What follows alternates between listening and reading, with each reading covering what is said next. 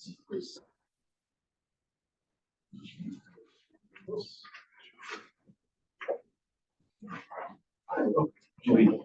like it. Nice to meet you. Hi, I'm Whitney Hale. Nice to meet you. Yeah. Hi. Dan, folks. Dan, Tom. Yeah, nice to meet you. Nice to meet you. Oh, really? We'll have to relocate the snacks. Not bad. Yeah, temptation.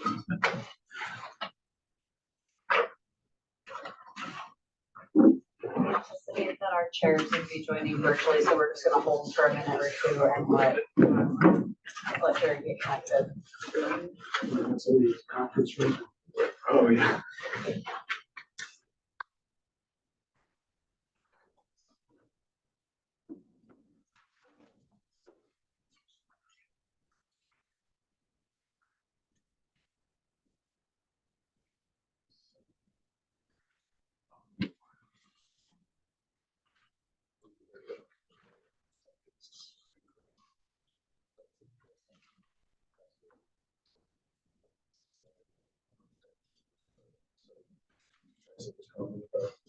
Sections.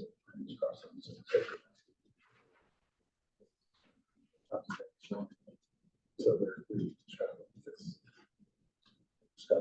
that's where it's why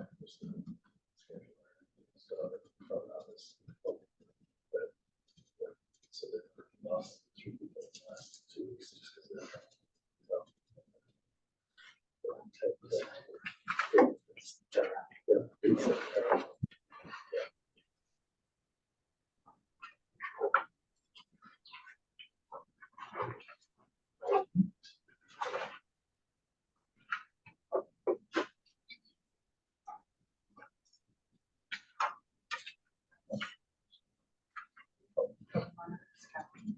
We're still waiting on just a couple people online, so we'll give it another minute or two.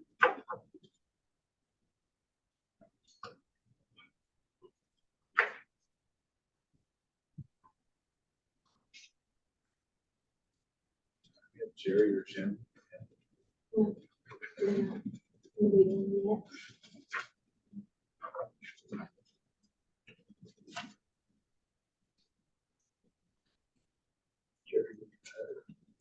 Jerry stuff.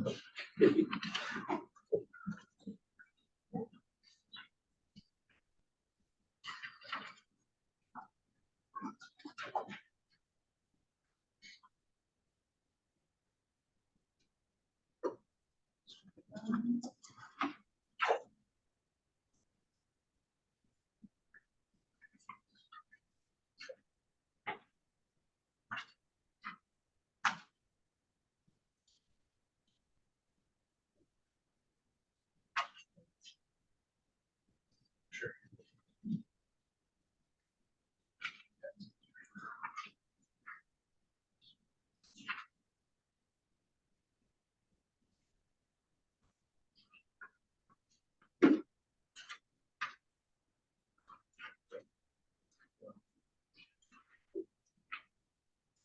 Over there.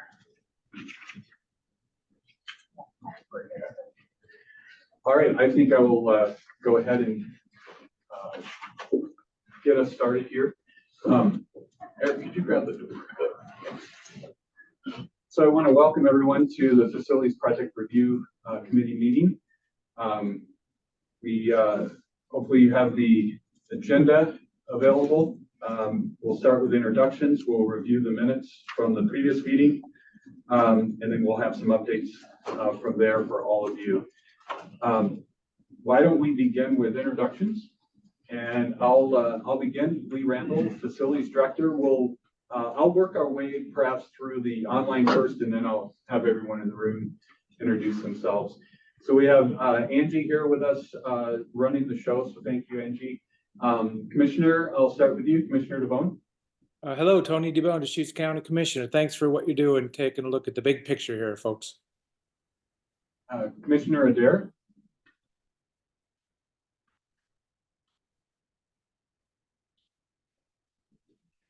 Okay, we'll move and come back.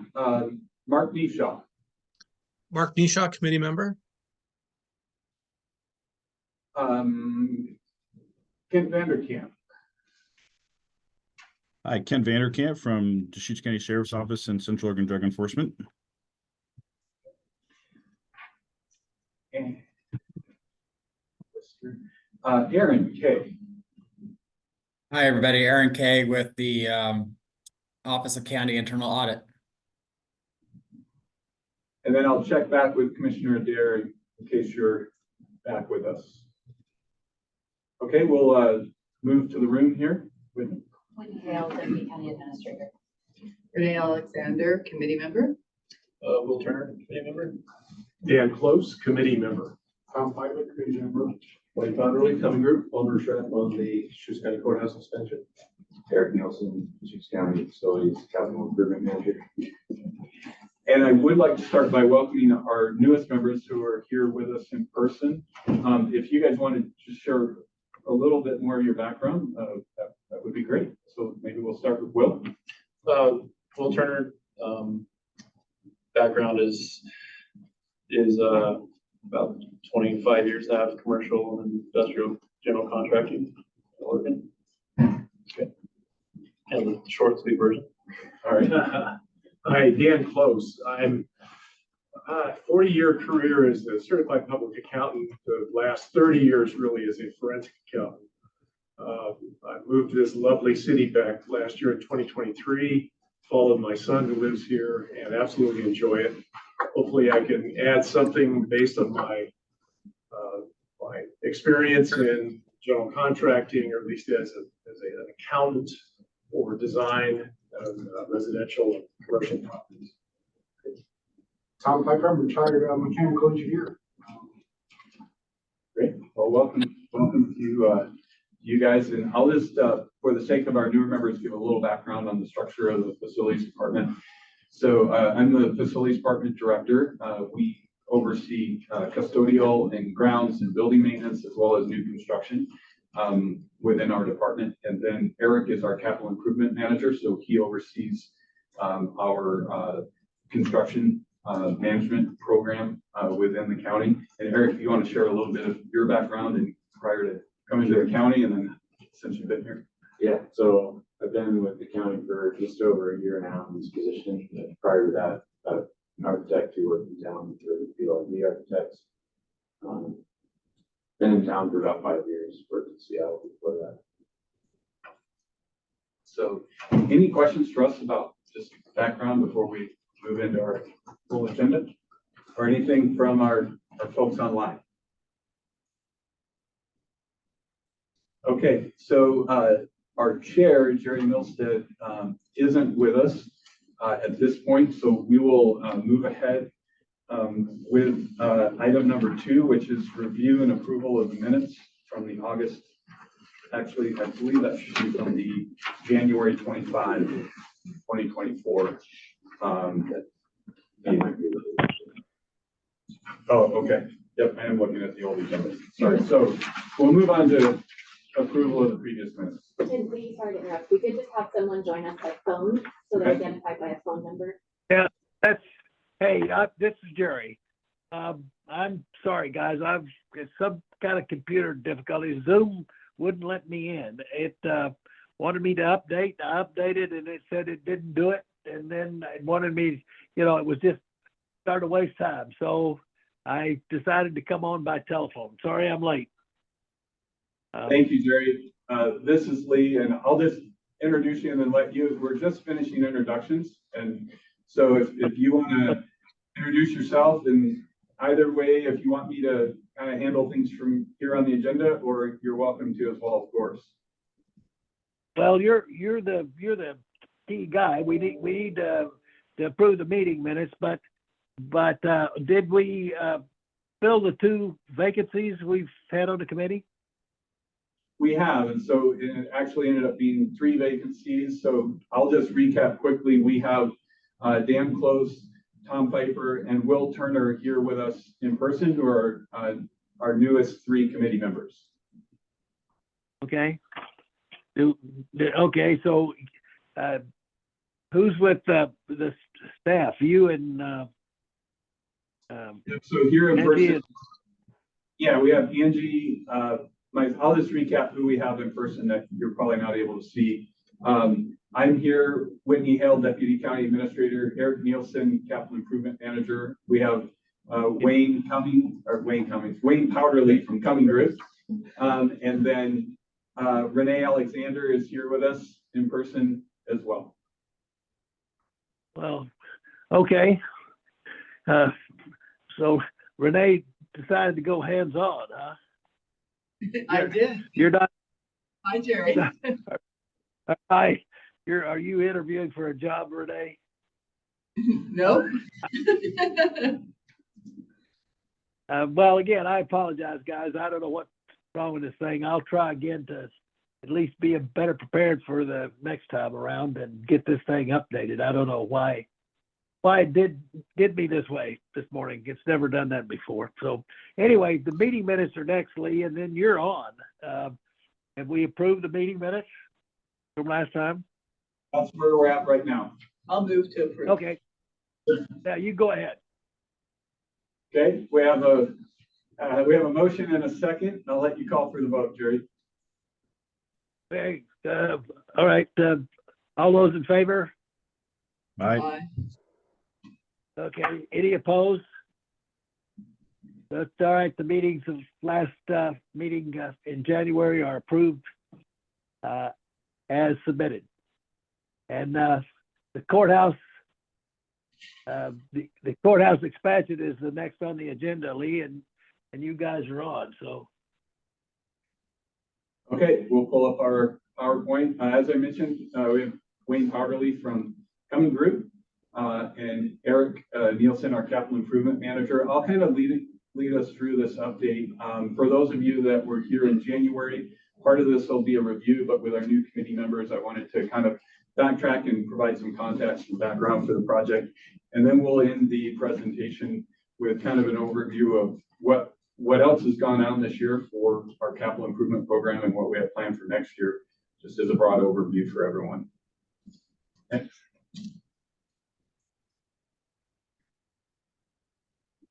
So and that's what we'll talk about. Next slide.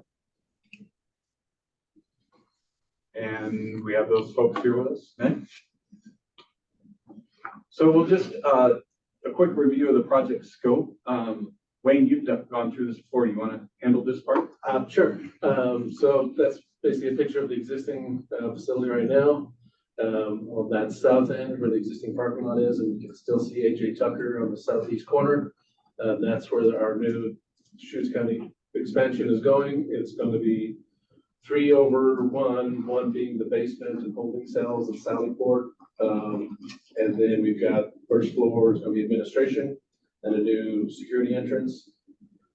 Second floor is going to be 2 brand new state-of-the-art courtrooms. And then third floor is actually just going to be gray shell for now, with that being in mind for future expansion of probably 2 more courtrooms eventually down the road.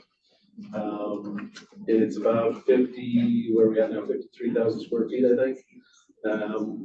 50,933. Thank you.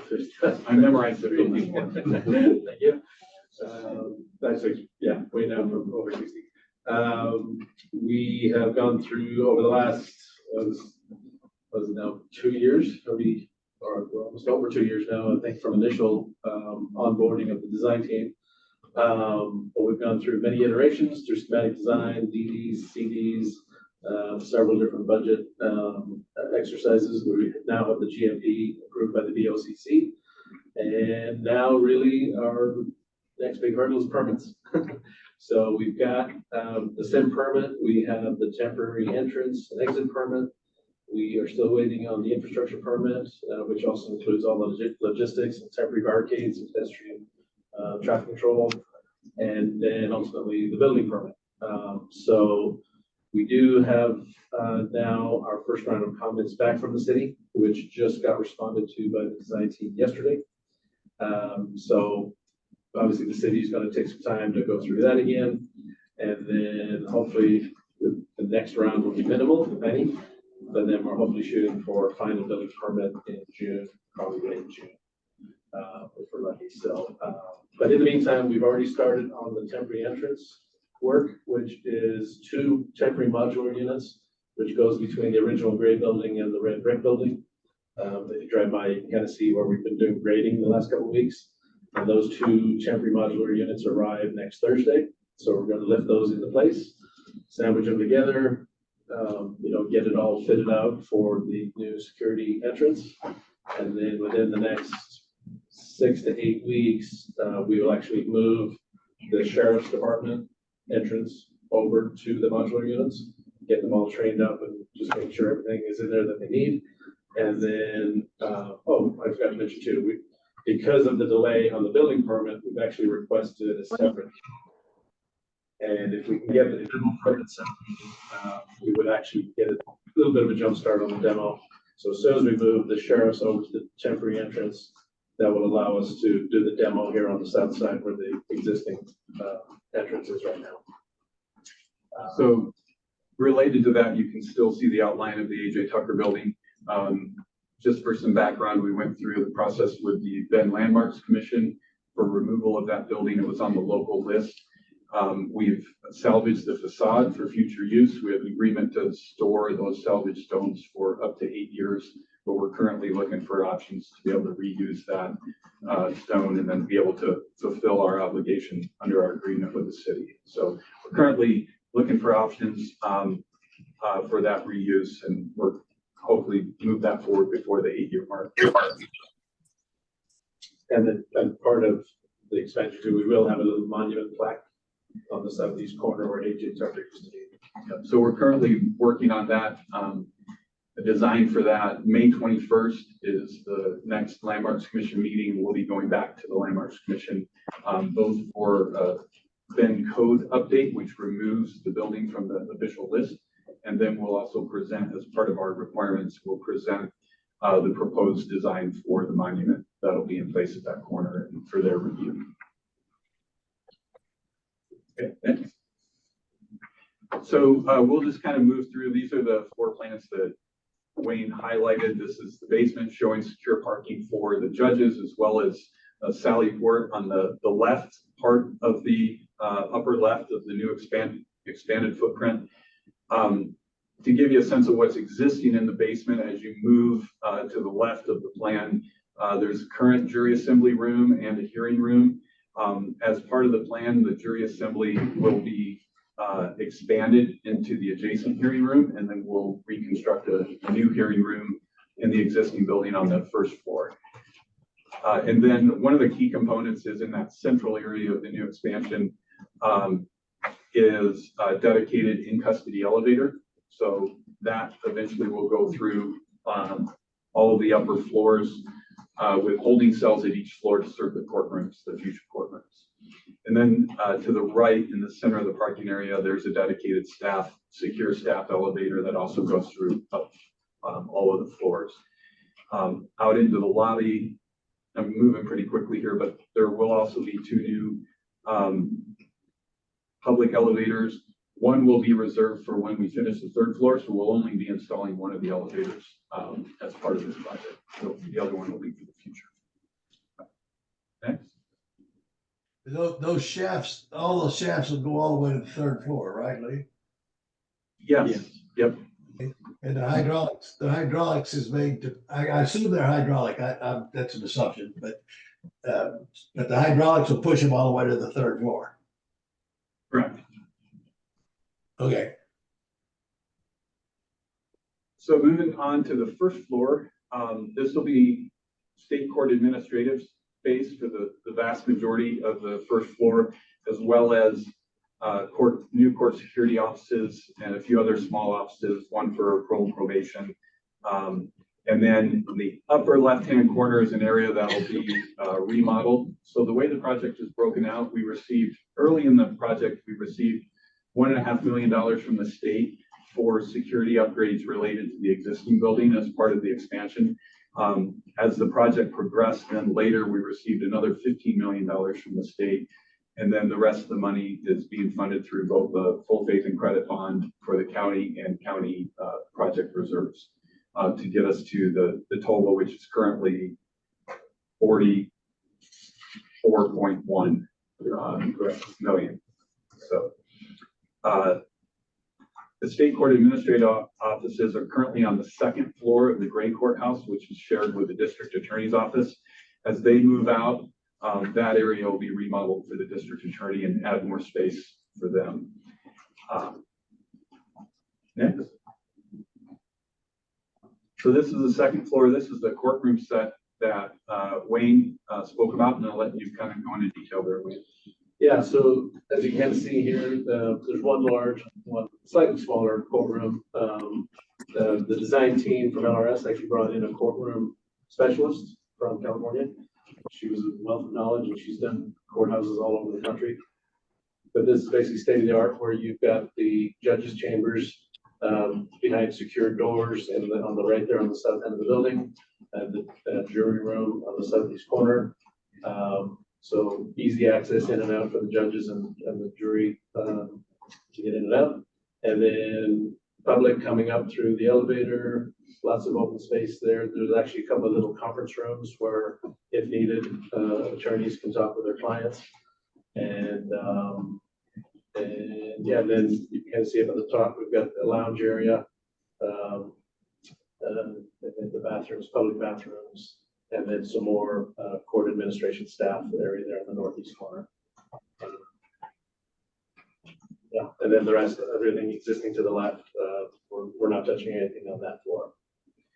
A couple of things to highlight in terms of courtroom design that this plan represents a shift for us is one, as courthouses grow, you go from having multiple paths across. So the first is the pathways. Currently, we have in custody, public, and staff and judges, all those pathways cross. Ideally, you'd have 3 completely separate pathways for each of those groups. This represents a shift in that direction. So in the new courthouse expansion side, with the new courtrooms, we're able to establish those pathways with the in custody in the middle.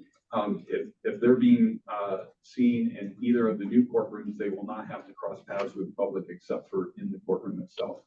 And the same goes for the judges. So beginning to isolate those pathways is was one of our aims, and it's something that we're kind of having partial achievement of in this floor plan.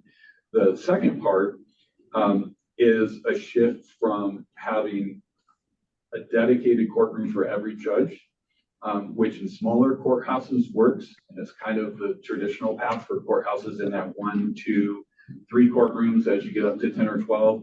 We were at 7 before the expansion. As we grow, though, it gives you the opportunity to shift to more than 1 judge per courtroom, which saves a lot of space when it comes to not only the courtroom itself, but judges' chambers. And so each of these floors has 3 judges' chambers per floor. So we're shifting to 3 to 2. What that will allow us to do as the courthouse grows, as we build out the 3rd floor, will be ultimately to have capacity for up to 15, correct me if I'm wrong, Wayne, but 15 judges with a total of 11 courtrooms. Right. And so as we grow, we gain some economy of scale. When you look at the large scale courthouses, Multnomah County is a really good example. They've completely gone to that model where judges don't have individual courtrooms. You have a whole suite of judges' chambers, and then they're assigned a courtroom for a particular week or however the time frame goes. But there's a big savings in efficiency once you can go to that model. For us in Deschutes County, it does represent an operational change for the courts. But by doing it the way we're doing it, it'll kind of be phased in over time. When we start, immediately when the expansion's done, we'll still have a model where each judge has their own courtroom. But when we add that 10th judge potentially in the future, that will be the first movement toward not having explicitly assigned courtrooms. So moving on, the 3rd floor, we didn't represent, it's a mirror of this, and then the roof is Lee, yes, go ahead. do you not have, I know that you're not doing the 3rd floor right now, but what is it going to look like? Do you know? Yeah, so one model would be, so are you asking what it will look like immediately upon completion? Well, yes, on completion, I guess, but you're not gonna finish the third floor. But you need to get the rough ends for your plumbing and electrical and everything needed up there, so you don't disturb the second floor when you do the third floor. That's all. I'm just asking what, Yeah, exactly, Jerry. So, all the third floor, be just gray shell, not finished out. The elevator shafts on both the secured elevator and the public elevator will go obviously to that floor. And then the core stairs, there's 2 exit stairs. Those will be finished all the way up to the third floor. But everything else is just gonna be open gray shell, and then all the plumbing, electrical, mechanical will be stubbed in for future. okay, so you will have plumbing and electrical to that third floor, so you don't have to disturb the second floor when you do. That's all. Correct. That's where okay. It's gonna be based on the floor plan of the 2 courtrooms on the second floor. Because more than likely that will be eventually the final plan of the third floor. Okay. It will still allow us in the meantime, if we were to just utilize that space for open office space. We could add all the restrooms, create open office space and not divide it out into courtrooms, but the plumbing and infrastructure will assume that eventually there'll be courtrooms. Yeah. So in this elevation view, you see the penthouse there. We are gonna have kind of a hybrid mechanical system. And I'll let your touch base on that. Sure. Okay. Yeah, so that rendering shows two penthouses, I think, but we're just gonna end up with 1 penthouse that holds the boilers, and then there'll be 2 larger air handler units out on the roof. One that serves the upper floors of the expansion, and the second one that serves the first floor admin. Yeah. Yeah. And there was a lot of time spent not only on value engineering that system, but involving our in-house HVAC techs who currently maintain the courthouse building in evaluating the proposed systems. One of the big challenges with courthouses is sound because of the recordings. And so as we looked at systems, vibrations from rooftop units are a big concern. We currently have issues with that in at least one courtroom where occasionally they'll have problems with the recordings because of the compressor kicking on for cooling. So those were some of the challenges that our team wanted to avoid in the new courthouse. And Eric really served as the liaison to our mechanical teams to facilitate those page turns and reviews of the system as we went along. So your boilers, your chillers, your domestic hot water, everything's up on that roof? Yep. Yeah, they are. So just to highlight a couple other design features that stand out here. Another significant change is moving the entrance to grade level so that we can bring people in out of the weather while they're waiting to go through security. And then we have elevators, a ramp, and stairs to facilitate people getting from that secure check-in area up to the first floor. Currently, all of that's outside and exposed to the weather. So that was one of the improvements that we wanted to make. You'll also see some built-in vehicle barriers across the front that really kind of blend with the landscaping, but are intended to provide an extra level of security. One thing that we did early on that we've done on other projects is we met with the Homeland Security Protective Security Advisor for Oregon, for our region. And so that's a free service that Homeland Security provides. And they are able to look at your plans, walk your site with you, and kind of put a different set of eyes on the project. And usually look for those low-level, low-cost improvements that you can do that'll improve security, but not add a lot of cost. And so we have to do planners anyway. We have them look at it. They gave us, we add a little additional steel, or we make the height 18 inches minimum plus, so that we know that they're kind of serving dual purpose. And you'll see those planners kind of looped around the building to the other sides as well. Including ballistic bullet resistant film on the glazing. Yeah, and that's another area that's a kind of a cost trade-off, is the trade-off between ballistic film or glass film and ballistic glazing, and there's a huge cost difference. And so one thing we did was kind of go section and view by view and make determinations to get the level of protection that the sheriff's office and judges were looking for, but not going beyond what we needed to do in terms of cost. So what we ended up with is a blend of things that protects especially the sheriff's deputies that are really, if you look from this view, eventually there would be pretty much a line of sight view from up to a few hundred yards away to those sheriff's deputies waiting in line. And that's an issue that we've addressed in the current courthouse, but it's one we wanted to make sure we had a plan for in this courthouse as well. So those are the kinds of things we looked at from a security perspective. And we actually had a couple of the sheriffs and Judge Ashby for the last year and a half that joined us in those design meetings. So we got a lot of good input from those guys. Thanks. This is just a view from the other perspective. Can move on to the next slide.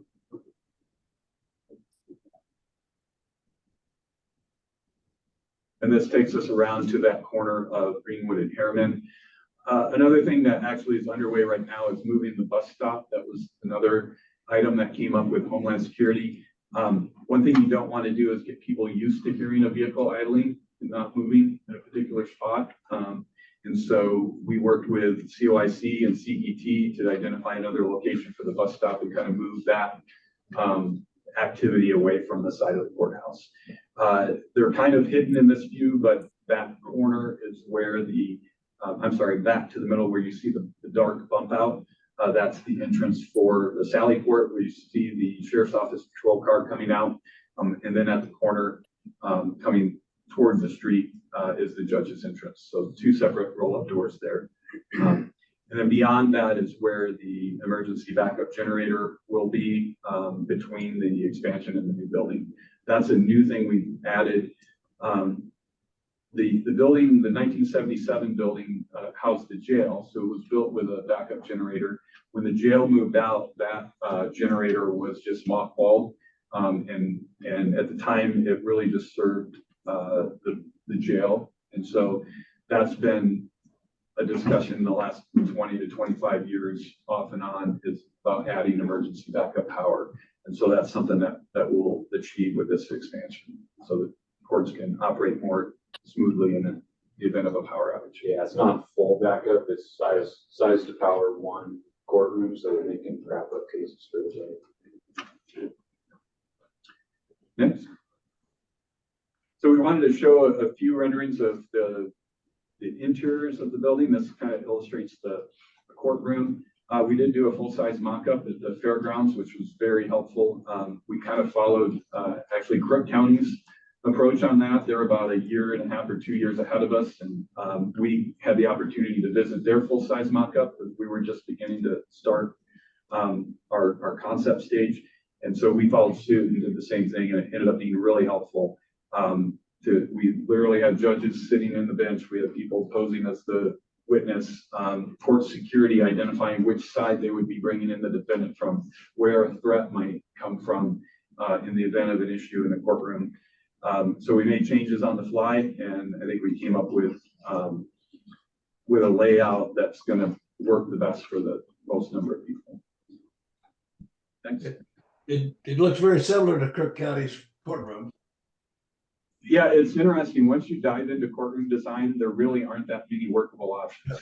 Yeah. As you get to modern courtrooms, the variety gets smaller and less as you go. So this is the new main entrance.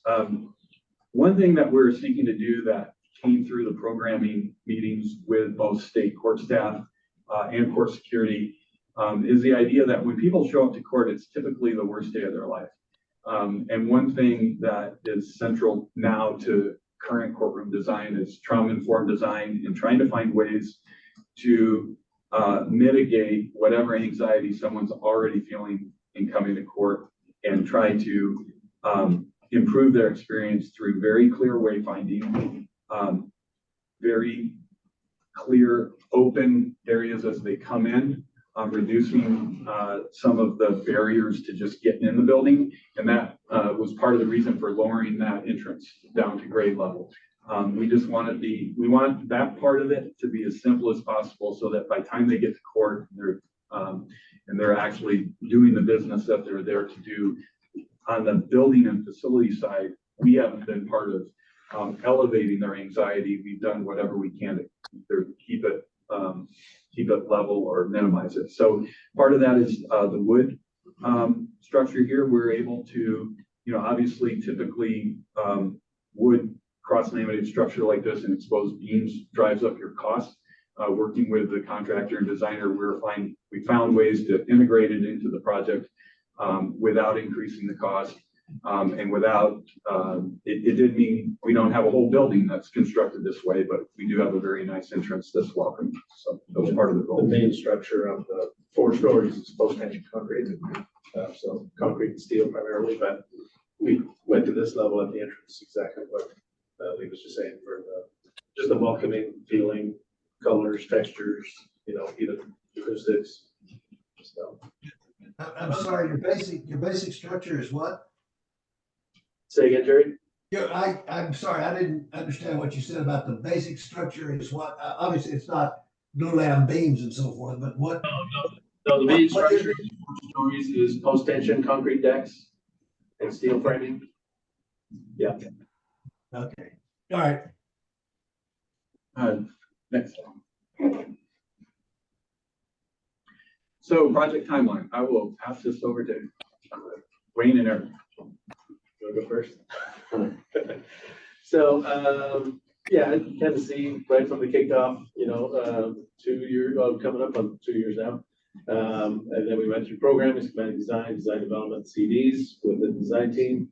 And all the way through those different phases, we continue to update the estimate at the milestones that made sense. Went through a lot of value engineering, as Lee said, but we were able to keep it on track and got the finally GMP approved.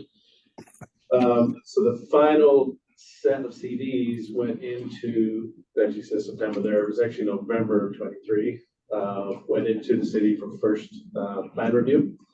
And then we phased it, we worked with the city, we met with the city in September. At the time, they had told us that they would turn around first comments within, what was it, 60 to 65 days or something like that. So we were very hopeful that that would be the case. Renee's laughing at me here. So we actually did not get first comments on the building permit till April 8th, I think it was.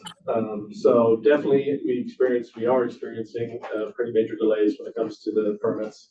But like I said, we were able to break it up and phase it. You still don't have permits? No, we don't have the building permit yet, Jerry. We just got the first round of comments. That's what I thought you said. That's just the first round of comments. Commissioner Adair, you're with us, aren't you? Yes. You got the mayor's number? Yeah. This is just, of course, this is me, you understand. I've got very little patience. So I would be in there, that guy, I would be in his office every day. It's a woman, Jerry. Okay, in her Jerry, office. I will be sending her a text and Eric a text as soon as I get off this meeting and go to the health council meeting. So they will be hearing from me. This is ridiculous. I'm so glad we had this meeting today. That's like I said, you guys, you gotta understand. And I'm retired. The construction industry finally kicked me out. But this is absolutely, to me, is ridiculous. That to November you submit and you get April, you get your first comments. That's nonsense. These plans are not that complicated. They couldn't have gotten done a lot sooner than this. And if anyway, that's I probably need to shut up because I'm getting worse here. So sorry guys for my outburst, but this is absolutely unacceptable as far as I'm concerned. One thing that I will add for clarification is we're looking at a total of 5 permits. Yeah. and we've received the grading permit, otherwise known as the SIM permit. We've received the temporary entrance permit, we're very close. We have that permit in Working place, on that one right now. working on that.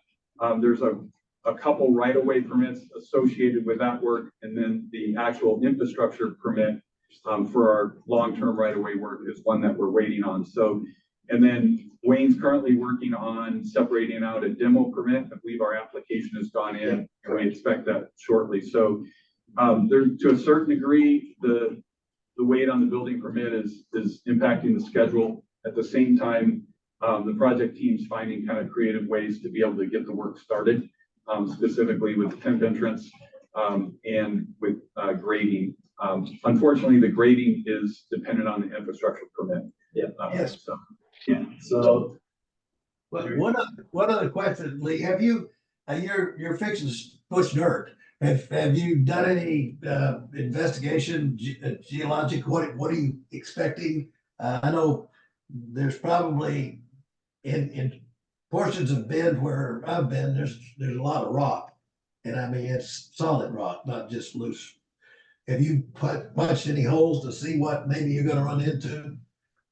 Yes, we have. I think we did 5 S4s. yeah, just in that little part. On the site, mostly in the parking lot and then up into the current lawn area. So we had a full geotech survey that was done around the time that we brought on the design team. So that was in place pretty early on. Yeah. Any other questions on schedule, or I think we're still wrapping up the last part of the schedule? Yeah, so, yeah, just, and then the bottom line, construction administration, so, the expansion itself, the 4-story new building, that was originally supposed to wrap up in September of 2025. With the permit delay, we're projecting December 2025.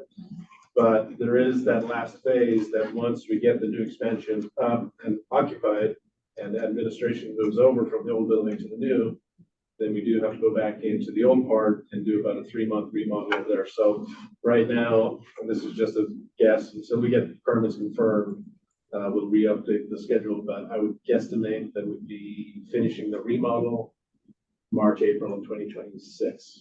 That's a rough guess. Okay, next.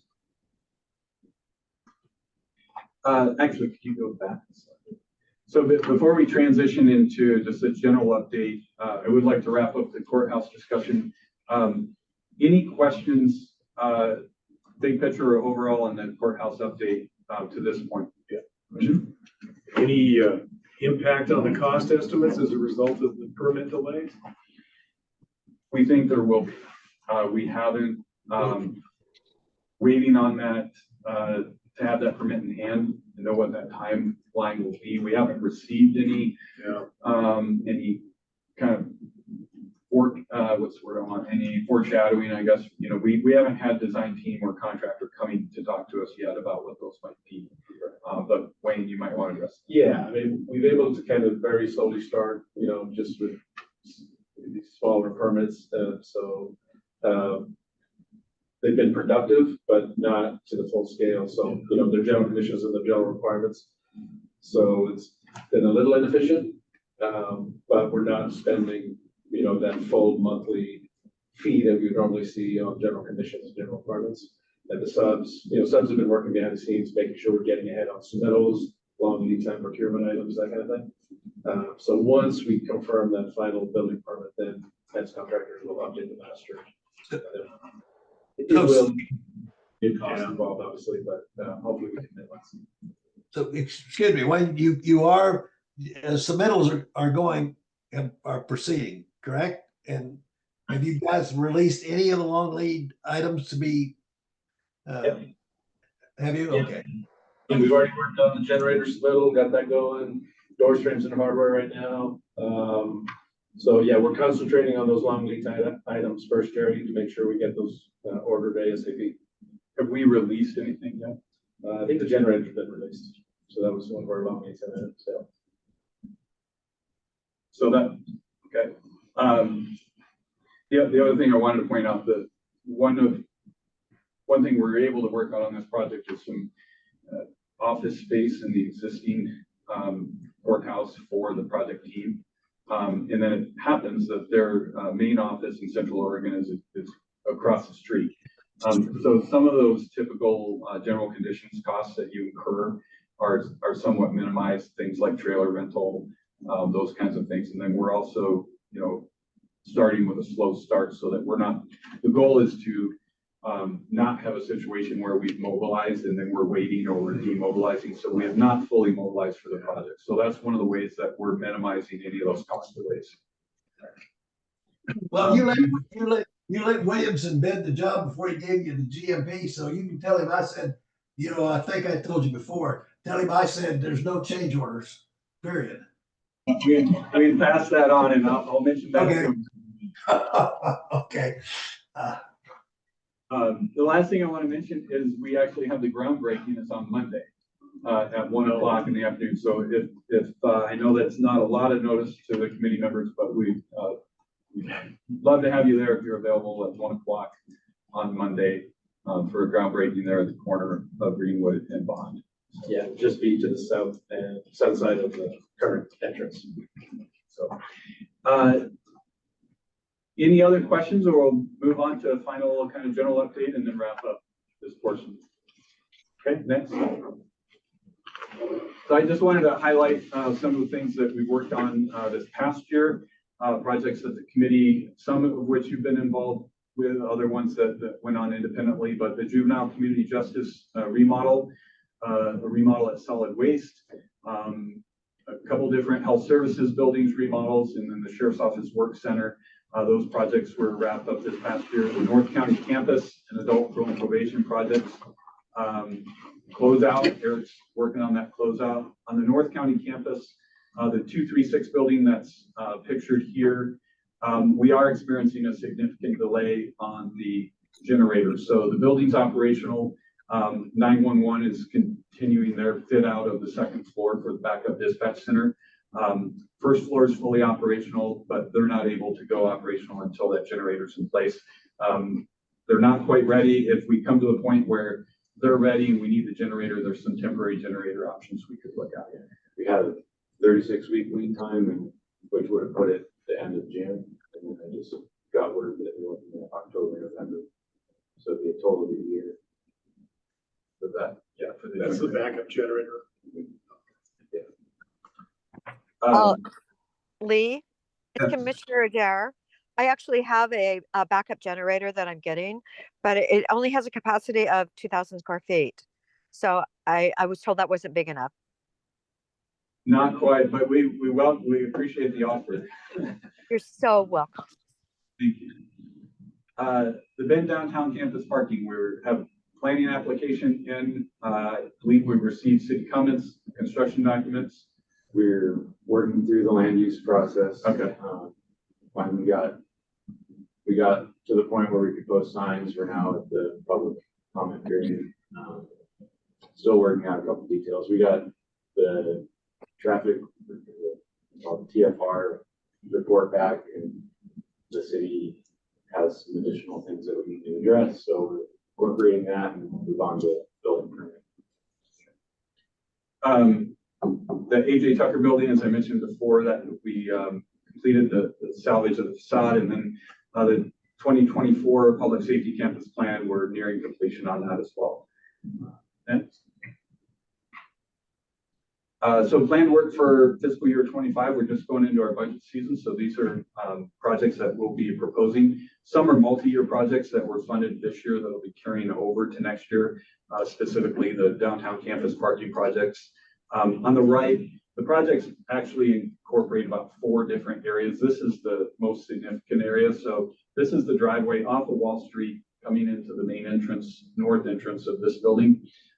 So everything in the dark gray with green is additional parking or sidewalk improvements. One thing that came out of our downtown campus parking study was the need to increase visitor parking adjacent to buildings.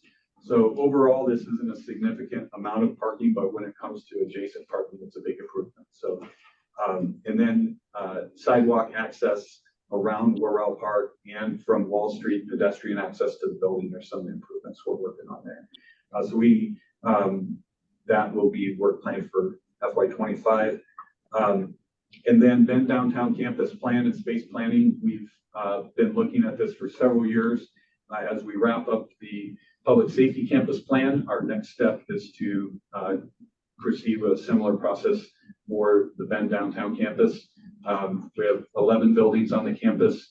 I'd hate to say how many departments, 10 to 15, 10 to 12 departments. And so we want to look at what do the next near term, midterm, and long term out to 20 or 25 years look like for the campus. And then also the district attorney's office remodel, as I mentioned, state court administration will move out of the second floor, and then we'll be reconfiguring that floor for the DA's office use and try and make the most efficient use of that space as we can for the longer term. Next. And that wraps up our presentation and agenda item number 3. Yeah. So, okay, I'll turn it over to Whitney. So we are gonna pull agenda item 4 from today's agenda and circle back probably the next time we meet with a more robust update on the process and plan. The board is still working through review and discussion on the plan, and so we want to wait until they have a chance to conclude that process before we bring the update back to the committee. But I did want to sub in an unnoticed agenda item, and that is a few weeks ago, the board approved a new policy that relates to volunteers and their use of email that relates to their work on the committee, board, or commission that they may serve on behalf of the county. And this new policy will impact volunteer members of this and other county committees. Essentially, the change is that we will be sending out a communication with some training from our legal counsel around public records and how the communication that you have as volunteer members falls under public records. And then after you complete that training, we'll be issuing you a county issued email address. And the policy changes that volunteers will be using that county provided email account for all communications related to their work on behalf of the committee. And really the reason why is that gives us the ability to be thorough and nimble in responses to public records requests that we may receive. Currently, volunteers use email to communicate on behalf of their volunteer roles, and that can be problematic in the sense of if we do get a public records request that is specific to volunteers and their work, we're then asking you to go into your Gmail or whatever email provider you may use and kind of mine through for any responsive communications. So centralizing it really gives us more ability to make sure that we're following the obligations that we have under state law to provide responsive public records to requesters. This is a new change for us, and I think with Angie's help, we've identified a process we think is going to be as streamlined as possible. We recognize that this is more work administratively for you, and we're really grateful for your commitment, your volunteer. Want to make life easier for you, not harder. So we're going to work hard through the training process and the assignment of these accounts to try to streamline that. If you do have feedback along the way or questions, feel free to reach out to Lee or I. We're happy to connect with you on it. But essentially, we will send that training link. You can complete training. We're going to have a window of time available for that. Ask you to complete an attestation form that you agree and can follow the policy as it's set forth. And then once that is complete, we'll issue you the email address, and you'll be able to log into that account using just a general web browser, and probably similar to what you may be doing now. So just a quick update there with a little bit more to come. Any questions on that? Okay. Well, that wraps up what the facilities department and administration have for our portion of the meeting. I think our last item. Commissioner DeBonne may have. Yeah, just 2 notes. You're kind of the previous item talking about the downtown campus and the whole big picture. So I don't know if this group was notified. We lost a tree in the parking lot on the far side, so that added half a dozen parking spots or 8 parking spots. I don't know, was that mentioned here? You haven't mentioned that. What's that? You have not mentioned. No. Yeah. Okay. So as I say, it was a tree that was in our fire parking lot. North parking lot, and just started dying, so it's been removed. But that added, as I say, I don't know how many spots, was it about 8? About, yeah, 6 to 8. Yeah, because it used to be just a roundabout around it. So just interesting. It's a big change for that one spot. All of a sudden you're like, oh, where'd that tree go? The group did a great job removing it and creating those spots, but it's a shame we lost one more tree there. And then also our Irwin building, that we purchased a building. We thought it was going to be possibly moved. It's downtown right there behind the corner gray building. It got a fire event. Somebody started a little warming fire in the breezeway around the back, and it went into the roof. So we lost whatever the percent of damage is. It's kind of a mess, but we're gonna demolish the building now, but that's gonna open up a little bit more space. But it's kind of two things that happened around us recently, which is just interesting in our downtown campus. That's all. Commissioner Adair, do you have anything else to add, maybe?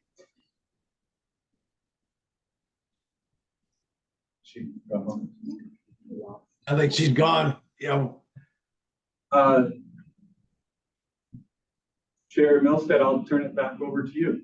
Well, one question, I know that getting prepared for this committee takes staff time and so forth, and I appreciate that. But I would like to maybe see if you guys wouldn't, let's get us another meeting scheduled about this time next month.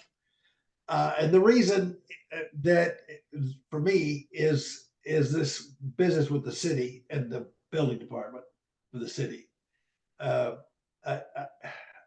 I'd just like to get the committee updated on where we are with these permits and what's going on with the city, because you've got as I don't know, SDCs and so forth, and other fees that they're gonna hit the project with, that right now I don't think you know what your permits, the bottom line is yet, do you? Correct. We don't. We're still waiting on those fee dollars. No. Again, is that an unreasonable request, Lee? No. One thing I might propose is that we provide an email update, over the next, maybe on a bi-monthly basis. Maybe we plan to follow up in 3 weeks with an email update, and then we could confer with you, Jerry, about whether or not to have a full meeting, or if that update with the group email is sufficient for the group. Well, this one, of course, I was late with my computer business, but we've what, an hour, and it doesn't necessarily have to be an hour if we're just going to talk about the city. Well, maybe it does. I don't know. Maybe it's going to take 2 or 3, but anyway. But okay, yeah, I think email updates again. I'd like to hear from the rest of the folks on the committee. What's your thoughts? That's. I'll say something. I think email is good. That's a great way to at least keep us in the loop and minimize at least staff time and other time in terms of arranging for a separate meeting. We can accomplish a lot with an email update, I think. Okay. No, I think I agree with you, Jerry. I'm sorry. I agree with you, Jerry. I think we need to keep on top of this with the city, because we are all in this together, and we need to work together to move this process along as quick as possible. Well, it's been a long time since I've worked with the city building department, but they never were that way with any project I've done in the city of Bend. And I don't know, Renee, what your experience is now, what's going on with them, but this is too important a project to the county and the city to have this kind of business going on. I just, to give us some attention here. Yeah, for the last 5 years, it's been a problem, at least. And there's a lot of groups that are working with the city council and others to try to make some changes. And it's continuing to be an issue. And I also will say on top, I hate to even open this can of worms, but the other two things that are happening is STCs have gone way up and it will be starting on July 1st. I believe it's July 1st. And then your permit fees are gonna go way up July 1st. So hopefully, this gets released before July 1st. We should be locked into last Good. year's because we submitted in Submitted November. early. Good. So we'll hold them to that. Good. Although even last July of 2023, They they went up they're gonna go up 30% a or lot something. this They're gonna go almost double, I heard. Yep. Yep. So, So so there's a lot of things happening, Jerry. I think this particular project's really important and hopefully we can make some shifts. That's all I'll say. I'll stop right there. Well, yeah, some shifts apparently need to be made. I think Anyway. what we're focused on as a team is that early work package. Because realistically, there's a lot of work. We have months of work to do if the infrastructure permit were released. Right.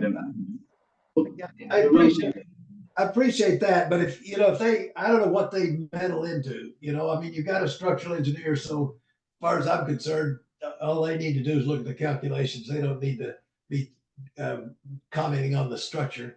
It is what it is. And the structural engineer, he's designed the doggone thing. Escape routes and so forth, that's their business and they need to look at that.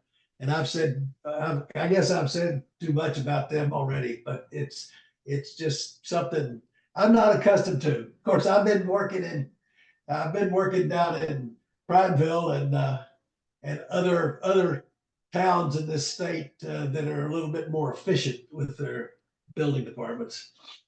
The county. Oh, the county too. Yeah, Deschutes County, yes. Deschutes County, yeah. Well, and I'll step in here. I mean, we're having a hard time keeping staff, doing technical transitions for online permitting with some of the some of the contractors aren't real happy about. So I mean, it's a very dynamic time right now.